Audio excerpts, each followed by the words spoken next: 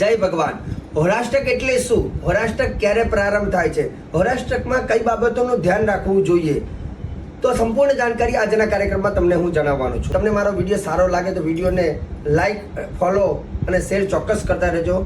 અને રહી વાત હોરાષ્ટક, તો હોરાષ્ટક એટલે જ્યારે હોળી આવવાની હોય ને 8 દિવસ પહેલાનો જે સમય, અશુભ સમય, જેને હોરાષ્ટક કહેવામાં આવે છે.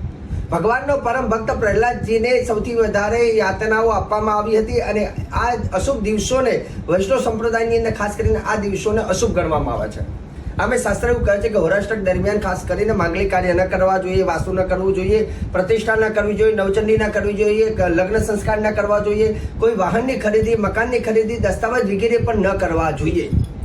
હા, હોરાષ્ટક દરમિયાન શું કરવું જોઈએ તો કે તમે જે નિત્ય ભગવાનની પૂજાપાઠ કરતા હોય જે તમારા ઘરમાં, એ ચાલુ રાખવી જોઈએ. પરંતુ માંગલિક કાર્ય હોરાષ્ટક દરમિયાન નવી ખરીદી ન કરવી જોઈએ. હોરાષ્ટક ક્યારે પ્રારંભ થાય છે કે 24 ફેબ્રુઆરી 2026 પ્રારંભ થાય છે સવારે 7 વાગે.